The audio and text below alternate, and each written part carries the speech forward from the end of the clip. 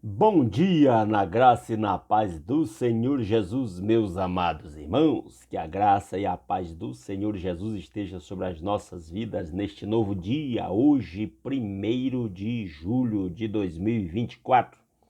Começamos o segundo semestre. Boas férias a todos! Voltamos aqui para continuar a leitura da Palavra de Deus e hoje nós vamos ler Números capítulo 33. Portanto, se você está com a sua Bíblia ao seu alcance, abra em Números capítulo 33 e acompanhe a leitura da Palavra de Deus.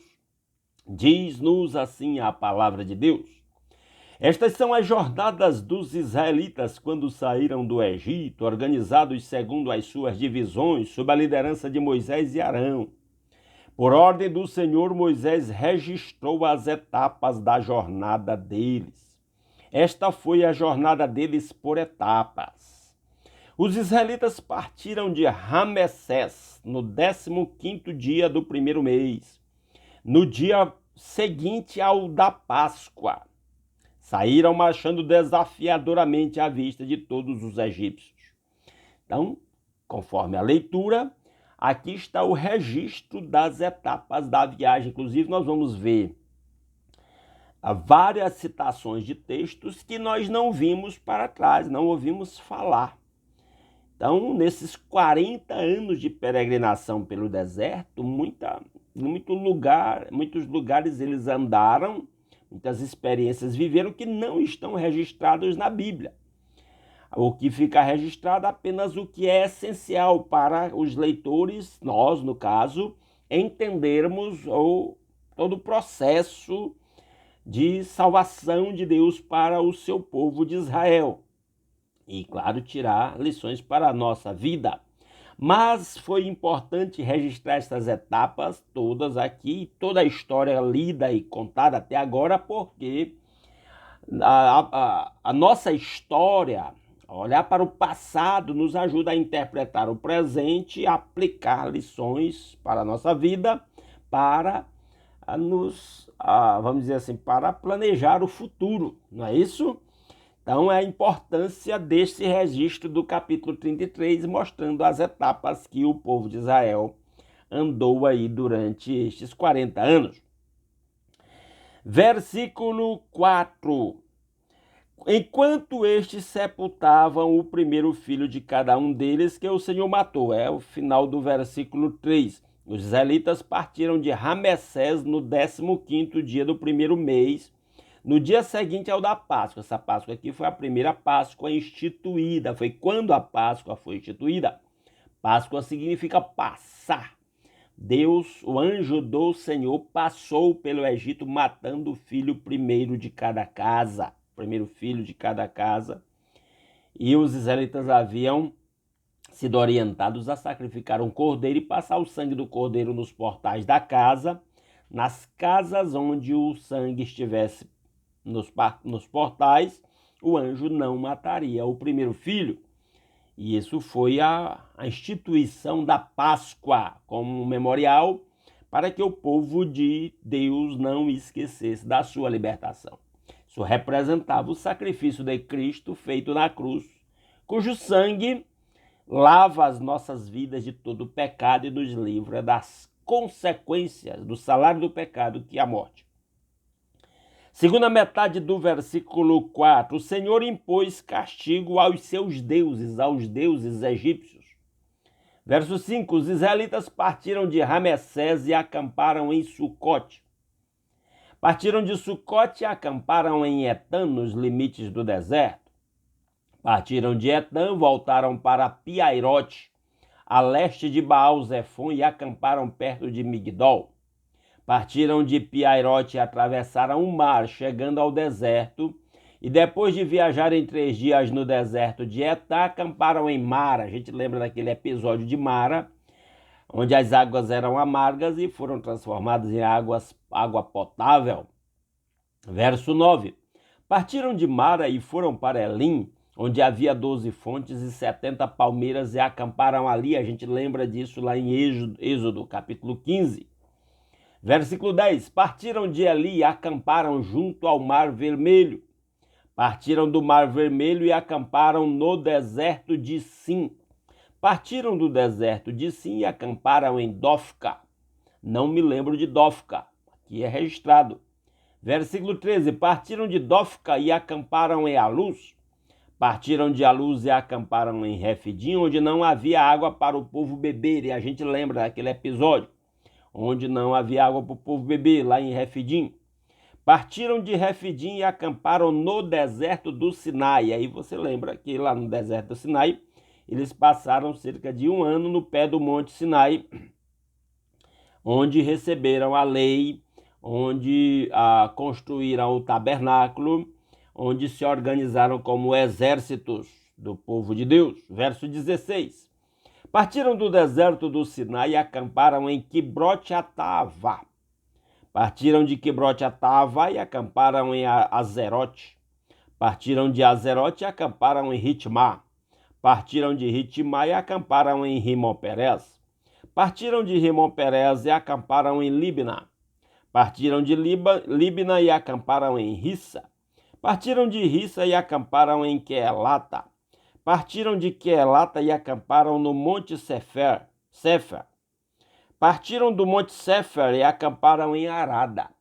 Partiram de Arada e acamparam em Maquelote. Partiram de Maquelote e acamparam em Taate. Partiram de Taate e acamparam em Terá. Partiram de Terá e acamparam em Mítica. Partiram de Mítica e acamparam em Rasmona. Partiram de Rasmona e acamparam em Moserote. Partiram de Moserote e acamparam em Bene-Jaacã. Partiram de Bene-Jaacã e acamparam em Horgidgad. Tem uns nomes estranhos aqui, né? Hebraico lá daquela época. Partiram de Horgidgad e acamparam em Jotbatá. Partiram de Jotbatá e acamparam em Abrona. Partiram de Abrona e acamparam em Ezion-Geber. Partiram de Ezion-Geber e acamparam em Cádiz, no deserto de Zim. Partiram de Cádiz, e a gente lembra bem de Cádiz, e acamparam no Monte Or, na fronteira de Edom. Não sei se os irmãos lembram o que aconteceu no Monte Or. Está aí no verso 38. Por ordem do Senhor, o sacerdote Arão subiu o Monte Or, onde morreu no primeiro dia do 5º mês do 40º ano depois que os israelitas saíram do Egito. Olha a numeração aqui, os 40 anos de peregrinação no deserto se deram aí no momento da morte de Arão. Verso 39, Arão tinha 123 anos de idade quando morreu no Monte Or. 123 anos, longevo. Morreu no Monte Or. O rei cananeu de Arade, que vivia no Neguebe, na terra de Canaã, soube que os israelitas estavam chegando. Eles partiram, e aí houve aquela guerra lá do rei de Arade, que só faz uma mençãozinha rápida, mas houve uma guerra, e os israelitas venceram aquela guerra. Eles partiram do Monte Or e acamparam em Zalmona. Partiram de Zalmona e acamparam em Punon. Partiram de Punon e acamparam em Obote. Partiram de Obote e acamparam em Ijeabarim, na fronteira de Moabe. Aí teve todo aquele episódio dos moabitas lá, o Balaque, contratando Balaão para tentar amaldiçoar o povo de Deus, mas Deus não deixou que Balaão amaldiçoasse. Então é bom lembrar aí que eles estiveram na fronteira de Moabe. Houve aquela sedução, orientação do Balaão para que as mulheres moabitas e midianitas seduzissem o povo de Israel para torná-lo vulnerável. E funcionou em parte, mas depois a vingança do Senhor contra o pecado do povo em primeiro lugar e contra os inimigos do povo de Deus posteriormente. Versículo 46. Partiram de Dibongade e acamparam em Almon-de-Blataim. Partiram de Almon-de-Blataim e acamparam nos montes de Abarim, defronte de Nebo. Partiram dos montes de Abarim e acamparam nas campinas de Moabe, junto ao Jordão, frente a Jericó. Era onde eles se encontravam agora, que lemos no capítulo anterior, os gaditas, os filhos de Manassés também, a meia tribo, Gade, Ruben, Gade, e a meia tribo de Manassés se estabeleceram lá naquelas terras dominadas do lado do nascente, lá no Jordão. Versículo 49. Nas campinas de Moabe eles acamparam junto ao Jordão, desde Bet-Gesimote até Abel-Sitim. Essa palavra desde Bet-Gesimote até Abel-Sitim dá a ideia de que eles eram um povo muito numeroso que ocupava uma grande extensão. Agora eles estão acampados do lado do nascente, próximo do rio Jordão, onde eles vão atravessar para dominar a terra prometida. Verso 50. Nas campinas de Moabe, junto ao Jordão, frente a Jericó, o Senhor disse a Moisés: diga aos israelitas, quando vocês atravessarem o Jordão para entrar em Canaã, expulsem da frente de vocês todos os habitantes da terra. Destruam todas as imagens esculpidas e todos os ídolos fundidos, e derrubem todos os altares idólatras deles. Apoderem-se da terra e instalem-se nela, pois eu dei a vocês a terra para que dela tomem posse. Distribuam a terra por sorteio de acordo com os seus clãs. Aos clãs maiores vocês darão uma herança maior, e aos clãs menores uma herança menor. Cada clã receberá a terra que lhe cair por sorte. Distribuam-na entre as tribos dos seus antepassados. Uma palavra adequada para ser dita aqui relativo aos versos 51 até 53, quando Deus fala, destruam os povos de lá e os seus ídolos. E às vezes as pessoas, os incrédulos dizem, o Deus do Velho Testamento é mau porque mandou matar pessoas, mulheres, crianças, pessoas adultas também e tal. Meus irmãos, o nível de depravação moral e de pecado desse povo cananeu que vivia nessa terra era uma coisa absurda. Os cultos aos seus deuses envolviam sacrifícios humanos, inclusive de criancinhas inocentes, orgias sexuais da pior depravação possível. Pessoa quando fala essa bobagem de que Deus do Velho Testamento é muito duro, mandou matar, é muito mal, é ignorância, é estupidez. E nem sabe da ira de Deus contra o pecado. Deus tolera o pecado até certo ponto, enquanto há oportunidade de arrependimento, mas chega uma hora em que o pecado vai ser punido. O Deus da Bíblia é justo e santo, ele não tolera o pecado. Então todo pecador vai colher o fruto do seu pecado. Por isso a necessidade de arrependimento e conversão, confissão e conversão. Por isso a necessidade do sacrifício de Cristo. Imagine, para ter uma noção da gravidade do pecado daquele povo, imagine o custo que foi o sacrifício do Santo Filho de Deus, Jesus Cristo. Não havia outra forma de expiar o pecado humano. Então não tem esse negócio. Deus foi tolerante demais com aquele povo e deu-lhes todas as oportunidades para consertarem suas vidas e mandou que eles fossem destruídos, uma vez que eles não quiseram se consertar, não tinha mais alternativa para essa depravação tão terrível deles. Então eles não... Deus sabia, Deus conhece os corações e sabia que aquele povo não ia se consertar. Versículo 55. Se, contudo, vocês não expulsarem os habitantes da terra, aqueles que vocês permitirem ficar se tornarão farpas em seus olhos e espinhos em suas costas. E aí Deus está, vamos dizer assim, trazendo para si o seu povo para andar em santidade e andar com o Deus Santo. Então não dava para conviver com aquele povo depravado. É um erro do cristão achar que dá para levar o pecado no mundo mais ou menos. Isso só enfraquece o povo de Deus, torna-o vulnerável, leva-o a cair em tentação e se afastar de Deus. O povo de Deus é chamado para a santidade. A palavra de Deus diz: sem santidade ninguém verá o Senhor.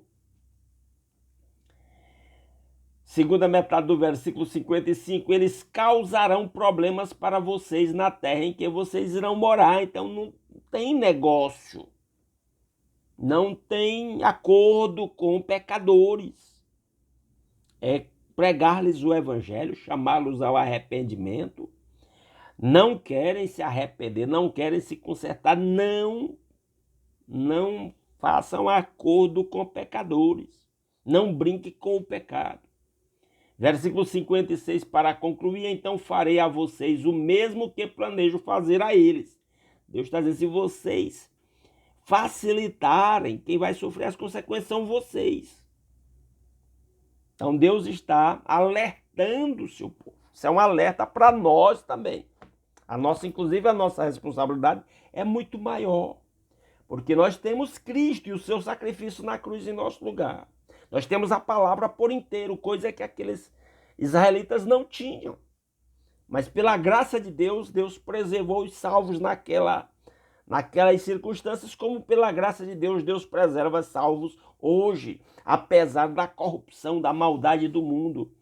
E isso daqui também é uma palavra de esperança para nós, de que no final das contas, toda injustiça e maldade desse mundo no qual nós vivemos, que às vezes nos indigna, essa é a palavra, nos torna indignados contra a maldade, as injustiças, a violência desse mundo em que nós nos encontramos, nada disso vai ficar impune.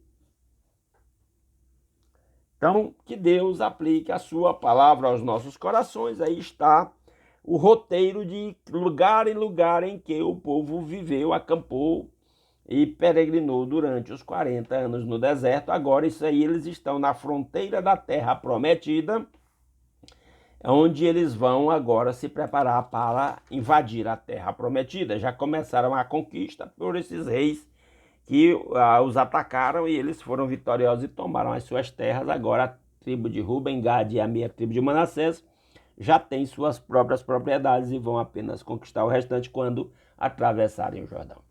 Que Deus aplique a sua palavra aos nossos corações. Amém? 4 pedidos. Não saia sem deixar um like nesse vídeo. Comenta aí o que você achou desta leitura. Se concorda, se discorda, tá tudo certo. Fique à vontade. Alguma coisa que eu não destaquei, compartilhe aí nos seus grupos de WhatsApp, Facebook, X ou outras redes sociais. E se alguém está aqui nesse canal pela primeira vez, gosta desse conteúdo, quer continuar acompanhando a leitura da palavra de Deus, se inscreva no nosso canal aí, nos esta força. Beleza? Vamos orar? Nosso Deus e nosso Pai maravilhoso, mais uma vez, muito obrigado pelas incontáveis bênçãos com que o Senhor nos tem abençoado. Obrigado por esse novo dia, Pai. Obrigado pelo nosso lar, pela nossa família, pela noite de paz. Por poder começar um novo dia alimentando o nosso espírito com a sua palavra, buscando a sua face em oração, fortalecendo nossa fé. Obrigado, Deus, pela provisão na nossa família, pelo trabalho com que cada um ganha o sustento da família. Obrigado, meu Deus, pela proteção e pela direção que o Senhor tem dado às nossas vidas. Que a bênção do Senhor esteja sobre cada lar. Cada lar seja um templo de adoração ao Senhor Jesus, de serviço ao Senhor Jesus, de submissão, que a paz, o amor, a alegria do Espírito Santo estejam presentes em cada lar. Cada lar seja um lugar de acolhimento, de estabilidade emocional, de fortaleza espiritual, onde cada membro da família deseje voltar ao final de cada dia e encontre aconchego, onde encontre acolhimento, onde encontre fortaleza. Ó Deus maravilhoso, que a bênção do Senhor esteja sobre cada um dos nossos irmãos, preservando a saúde, a vida, restaurando a saúde de quem está enfermo, fazendo milagres na vida dos doentes, tocando com o seu toque curador. Quem está doente do espírito, da alma e do corpo, em nome de Jesus, faça milagres. Ó Deus, alguém que está enfermo em casa, ou no hospital, ou na UTI, ou alguém para o qual os recursos da medicina já se esgotaram. Meu Deus, faça milagres a favor do seu povo. nas circunstâncias adversas de enfermidade, atrai os olhares da fé para a cruz de nosso Senhor Jesus Cristo, de onde emana todo amor e graça. Fortalece a fé do seu povo, meu Pai, em meio às lutas e adversidades que tem que enfrentar. Que a bênção do Senhor esteja sobre a vida e o trabalho de cada um dos meus irmãos, fazendo prosperar o trabalho de cada um. Abre portas de emprego para quem está desempregado, soluções financeiras para quem está endividado, sabedoria a todos para administrar os recursos que o Senhor tem confiado a cada um para viver com liberdade e liberalidade no seu reino. Ó Deus maravilhoso, que a bênção do Senhor esteja sobre suas igrejas, suas congregações locais. Ó Deus, dando-lhes pastores para aquelas que não os têm. Pastores segundo o seu coração, que os apacente com sabedoria e com inteligência. Ó Deus maravilhoso, aviva a sua obra no meio dos anos. Que o seu povo caminhe em santidade, que o seu povo que se chama pelo seu nome se humilhe, ore e busque a sua face, se converta dos seus maus caminhos, para que o Senhor ouça dos céus, perdoe o nosso pecado e sare a nossa terra.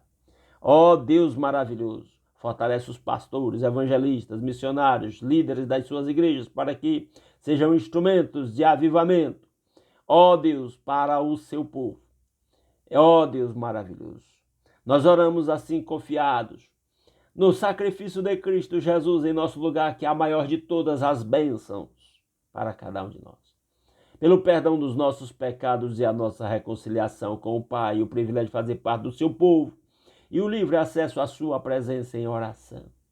Ó Deus maravilhoso, que a bênção do Senhor esteja sobre o seu povo, para que sejamos instrumentos do Senhor para levar a sua bênção por onde quer que nós formos nesse novo dia e nesta nova semana. Para que em tudo o nome do Senhor seja glorificado através das nossas vidas. Assim nós oramos e agradecemos, em nome de Jesus. Amém. Aleluia. Meus amados irmãos, muitíssimo obrigado pela sua companhia. Se Deus quiser, amanhã, 5h30 da manhã, estaremos aqui mais uma vez, continuando a leitura da Palavra de Deus. Grande abraço a todos os meus irmãos.